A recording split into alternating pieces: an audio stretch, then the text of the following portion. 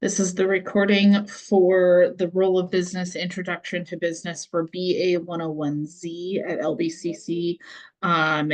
Business Foundations is the name of the class. This is the first chapter that we go over with the publisher, Lumen Learning. And this is great information, even if you're not taking that particular class at that particular college, which is why I've posted it on YouTube as well. I'm the instructor. My name is Ashley Hogan, and we're going to go through these slides just to talk about, business in general.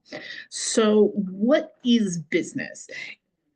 Business in the most simple form is an activity that provides some sort of good and or service to consumers or purchasers for the purpose of making profit. Specifically, we'll talk about for-profit businesses. We can go into a whole separate discussion when we're looking at nonprofits, which do similar things with providing goods or services to consumers. The difference is instead of trying to make a profit, their goal is to benefit someone or some group of people or something, which allows them to have this nonprofit status. So retailers are the people who are selling the goods. They are pretty much anybody you see going down any major city road. If they are buying the goods from someone and then selling them to a consumer, whether that be another business or not. And the reason I say that is because we've got True Value Hardware Store right here. There are a large number of contractors, remodelers, so on and so forth, maybe lawn care people that are a business that are buying items. But in this case, when they go to True Value, they're a consumer, as well as normal people who don't have businesses. They're also going to be consumers purchasing stuff from a retail store. Okay, restaurants are going to provide some sort of service, right? And that includes coffee stands, that includes food trucks, things like that as well. They're providing the service of the experience of eating the meal. Typically, you can call it a consumer product as well, because you are consuming a food or a drink or something like that, but you're also paying for the atmosphere, which is why a restaurant's going to be more expensive than if you go and buy the same thing, the same ingredients to make the same thing at home. Some companies, and this is what I was just talking about a couple slides ago, are going to sell products to other businesses. So they've got a pharmaceutical bottle here, but that could be any number of things. I gave you the hardware example, which big box stores do a lot of. You can even go so far as people who are creating an Etsy product. They are buying it for their business as a business owner to then create something else to then sell to someone else. Someone could go into a Walmart, a Target, Amazon, and buy things for their Airbnb, which is a separate business. So companies are not only selling to individuals, but they're also going to sell to those businesses. The example with the pill bottle here really goes into the idea that you have pharmaceutical reps who are going to be going into hospitals, doctors' offices, so on and so forth, to sell their products there, to then have the hospital or doctor's office then sell them to you as the consumer. So very briefly, for-profit businesses versus nonprofit businesses. For-profit businesses are looking to make a profit. They are going to then pay their owners with that profit. Their owners could be an individual or a group of individuals, such as a sole proprietorship, which is when one individual owns a business just as they are. It's the easiest business type to start. Or an LLC, which typically has one, two, or a handful of owners. Some LLCs have a large number of owners, but their goal is to pay each of those people. And then you have corporations, C corps and S corps, where the owners own shares of something. And when they're owning shares, they own part of the business, and therefore they are a part owner with the number of shares that they own. Nonprofit businesses, like I said, are still going to provide that good or service, but their goal is to further whatever their mission is. So the profits are reinvested into the business, and we're not paying dividends, we're not paying owners. And really, with nonprofits, there's not really an owner, there's a board of directors, and said board of directors are then going to do what's in the best interest of the nonprofit to move their mission forward. Okay, so resources, so productive resources, in, again, very surface level ideas here. Land, such as natural resources. So if you own land, you could plant trees on it. So for timber, you could plant trees on it for hazelnuts. We're in Oregon, so there's a lot of hazelnuts going on. We could plant grapes on it. We could plant other crops.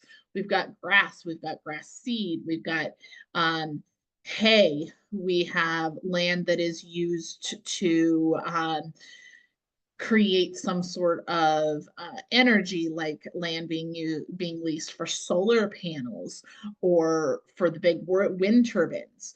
So anything like that, that's some sort of natural resource, they're grouping into this land group. Economic capital is anything that's manufactured in order to be used as a product of a good or service. So this might be equipment, but this also might be cars or computers. It could also be things such as trees that are then manufactured into logs that are then manufactured into houses. Okay. Labor is any human services. So that's whether you're physically working on something, so you're physically planing the boards, or you are designing the software that tells the machine how to best organize and orient a log to maximize how many boards you can get out of it. Or we're using my intelligence and my resources to teach you about business, right?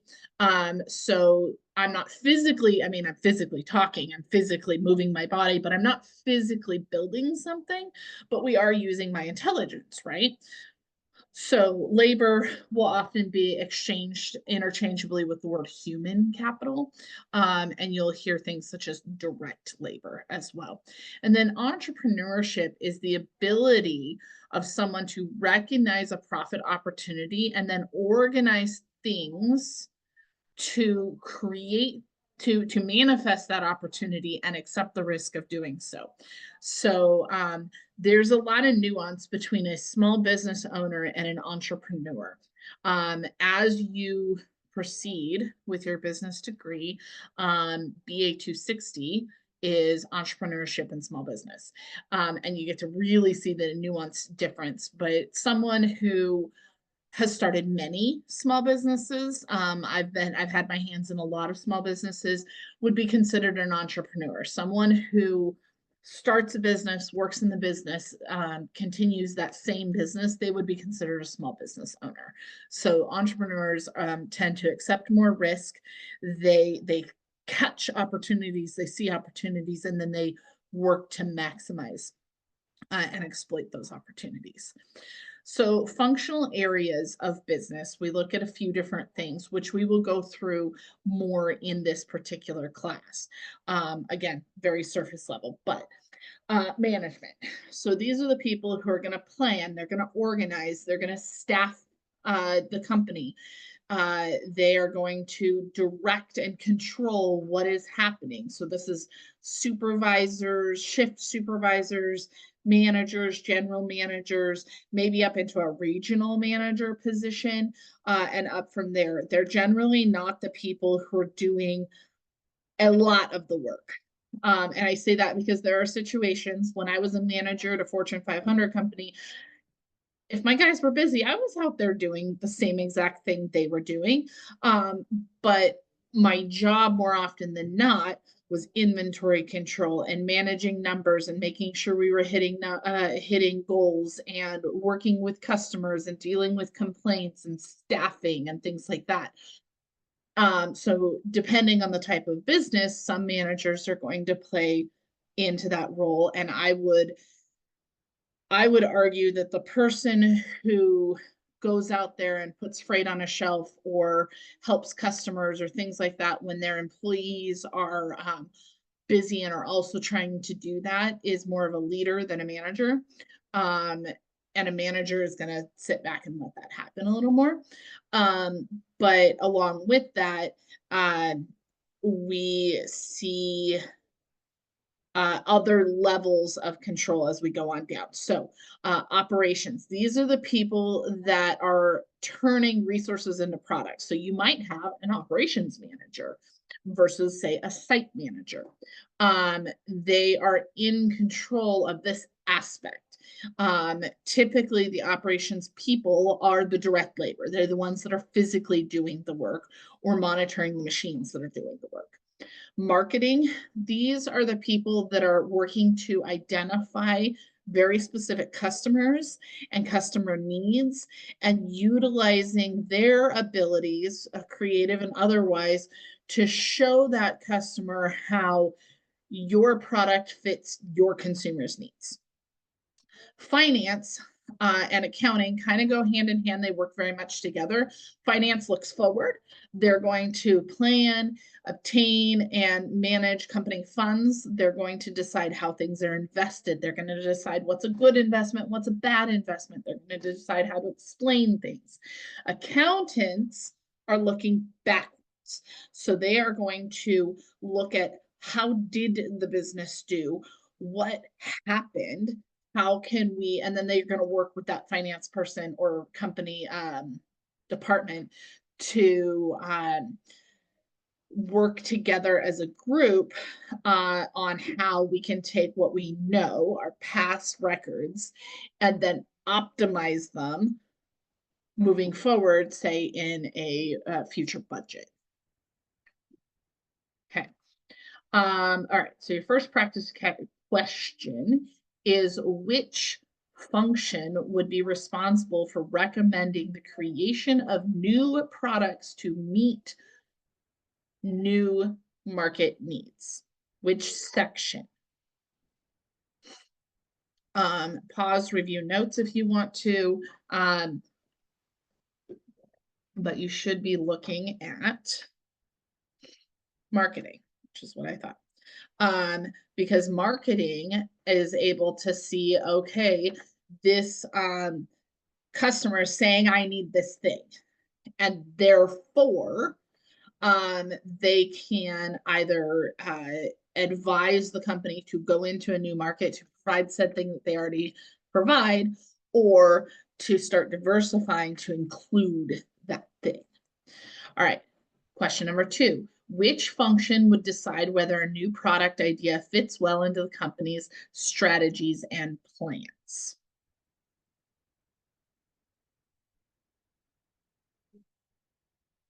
Back out just to make sure that I agree. And I was also going to say management. This person, in my opinion, this management person is going to work with this finance person to double check that while this new product could fit well into the company's strategy, we need to know that this thing is going to make us money, which is where that finance person comes in. But management's going to make that call. Finance is going to advise on it. Question number 3, which function would be responsible for identifying funding sources for investments into the new product? And this kind of goes hand in hand with the previous question, number 2. If you chose finance, you are correct. Question number 4, which function would build the new product? If you chose operations, that's going to be the correct answer for that one. And question number 5, which function would track and report the expenses for creating the new product? Anytime we see the word track, we're looking at accounting. Accounting looks retroactively at the past. Okay, business stakeholders. Stakeholders and the word shareholders are one of the things that people get confused the most. Even people who've been in a business for a very long time often will get the two of them confused.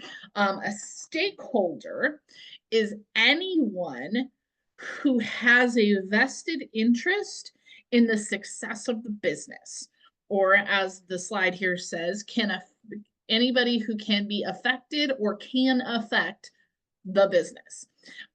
So when I explain stakeholders, I always explain it that these are people who want the business to succeed. So this is going to be employees, managers, owners. These are internal stakeholders. These are people who, if the business doesn't succeed, either doesn't have a job anymore, employees and managers, or they lose money that they've invested in the company as an owner. External stakeholders are things like suppliers or vendors. This person wants you to succeed, so you keep buying things from them, right? Society might want you to succeed, might need you to succeed, or certain communities where you're putting a lot of money back into that community. The government is going to assume you're going to pay taxes. They're going to want that to happen. Creditors, these are people who are lenders. They might have given you a loan. They might have given you they might have bought a bond from you, things like that. They want you to succeed, because if you don't succeed, then they're not getting their money back, right? Shareholders, these are also owners. And then customers. Typically, a customer wants the company that they're buying from to succeed, so they don't have to find a new place to buy the thing, or go without the thing if you're the only one who makes the thing, right? Okay, so external forces that influence business activities. There's a whole bunch of them that are happening even right now. The biggest ones right now that are affecting businesses: government and economy, and then consumer trends being third. The government is making a whole bunch of changes that is affecting our economy, which is adjusting how the consumers are spending money, right? You've seen the blackout dates on social media where say we're not buying from XYZ company for this particular day. That's a consumer trend that directly affects that company's business and subsequently affects other companies. When something you buy from one company that you're not buying from anymore, you're now buying someplace else. Corporate citizenship, this is talking about where the corporation is registered. Is it a United States company? Is it a Chinese company? Is it a company from a country in Europe, Russia, wherever? That's going to affect tariffs and taxes. And then we go in a little closer and we're going to look at things like management, operations, marketing, accounting, finance. These are the things that we just went over within the company. And then in the very center, we're looking at the owners, employees, and consumers. Okay, so quick review. What's a business? Somebody trying to make money by selling something. What are the primary difference and before I keep going, I mean, I rushed through that one. What is a business? But you can pause me here, answer these questions in your notes, and then I'll give you the answers. Okay, so what's the primary difference between a for-profit and a nonprofit business? For-profits are trying to make money for owners. Nonprofits are trying to further their mission. What factors of production sustain businesses? A lot of them. All of them. The direct answers that are not listed here, sad. Okay, the direct answers that are being looked for in this case are things like employees, marketing, accounting, finance, operations, management, those things are going to be what's sustaining the consumers are going to be what's sustaining that business. How do resource flows between businesses and households? The resources are going to generally go opposite directions. Households are going to hand money to a business. Business is going to hand a product or service to a household. What are major business functions and what do each of them do? That's the ones where we were just talking about management. They're going to make big money decisions. Operations, they're going to make the thing or do the thing. Marketing is going to get the thing to the consumers. Finance is going to decide how we're going to pay for the thing. And then accounting is going to record what we did. What define a stakeholder? Stakeholder is someone who has a vested interest in the success of a business. And then what external forces impact business? We're looking at government, we're looking at country of origin, we're looking at economy, and we're looking at social, what do we call it? Consumer trends, social trends, consumer trends. All right. So that I think is the end of the slides. Yep, that's the end of the slides. So with that, if you are in BA 101Z, you have work to work on through the publisher software. If you are not part of that class, then you are good to go. This was a very, very brief overview of business fundamentals, and we'll have more in other videos.